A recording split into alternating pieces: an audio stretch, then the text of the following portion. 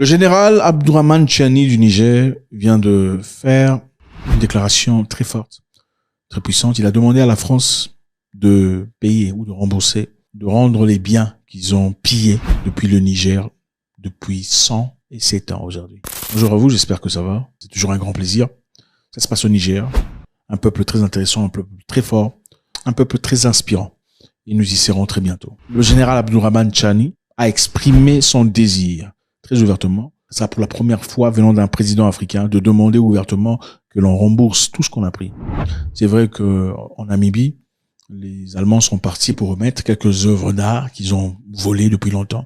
Mais ça sera la toute première fois qu'un président dit remboursez-nous, payez-nous l'argent causé par le vol, le pillage que vous avez effectué chez nous pendant 107 ans. Et payez-nous en cash.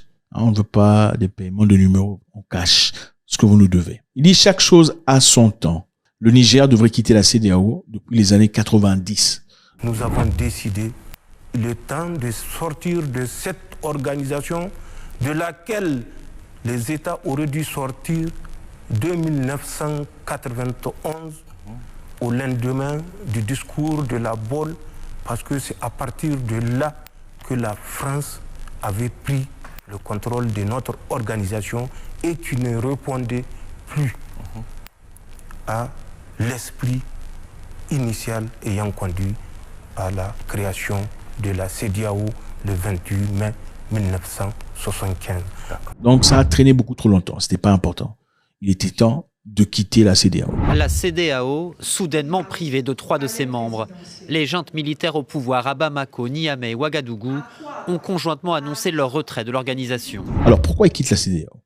Il quitte la CEDEAO clairement parce que la CEDEAO semble avoir des objectifs complètement différents des objectifs qu'a le Niger et aussi le Mali et le Burkina Faso, qui clairement semblent vouloir promouvoir ou promettre les intérêts du peuple d'abord, avant les intérêts des partenaires commerciaux. L'organisation n'a pas porté assistance à nos États dans le cadre de notre lutte existentielle contre le terrorisme et l'insécurité.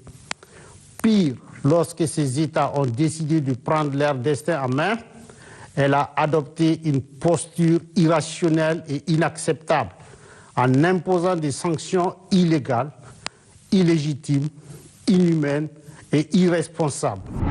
Ce qui se passe apparemment dans beaucoup de pays de la CEDEAO, on a l'impression qu'on a des présidents qui travaillent pour l'intérêt du peuple, mais en réalité, d'après les autorités nigériennes, burkinabées et maliennes, ces pays sont dans le néocolonialisme. Ils sont clairement là dans l'objectif d'envoyer les ressources, d'ouvrir les portes et les opportunités aux pays colonisateurs.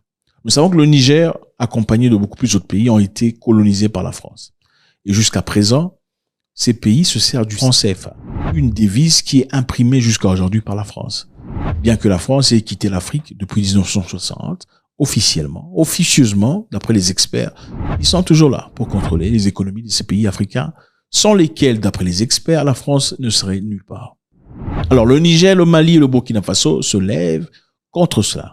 Vive le Mali! Vive le Burkina! Et vive le Niger! Et c'est clairement la raison pour laquelle beaucoup de pays de la CEDEAO ne sont pas contents. Parce que eux, par contre, veulent travailler avec leurs ex-maîtres. Le chef de l'État nigérien a souligné qu'il était temps de créer une souveraineté monétaire, c'est-à-dire de créer de l'argent, de la monnaie qui ne soit pas le franc CFA. La monnaie, c'est un signe de souveraineté. Nous sommes engagés dans un processus de recouvrement de notre souveraineté totale. Il n'est plus question que nos États soient la vache à lait de la France. La France nous a spolié plus de 107 ans de pillage systématique de nos ressources. Le Niger décidera en toute souveraineté de lier des alliances en fonction de ses intérêts et des intérêts du peuple nigérien, des peuples de l'AES de façon globale. On ne peut pas prétendre être indépendant si on se sert de la monnaie qui n'est même pas utilisable en Europe, n'est-ce pas? Il est important, donc impératif qu'on ait quand même sa monnaie à soi pour dire qu'on est libre et indépendant. Donc on a deux éléments très intéressants. Le premier élément est que le général Tiani demande à la France de payer, donc de rembourser ce qui a représenté le vol qu'ils ont fait pendant très longtemps. La deuxième chose, ils veulent créer leur propre monnaie. Alors premièrement, est-ce que la France va payer cet argent? Point d'interrogation. Ça sera très intéressant. Deuxièmement, qu'est-ce que la France a volé à l'Afrique, ou particulièrement au Niger à cet égard? Nous savons que le Niger a des ressources naturelles qui comprennent l'uranium, le charbon, de l'or, des minéraux de l'étain, du phosphate, du pétrole, du sel, du gypse et beaucoup d'autres minéraux.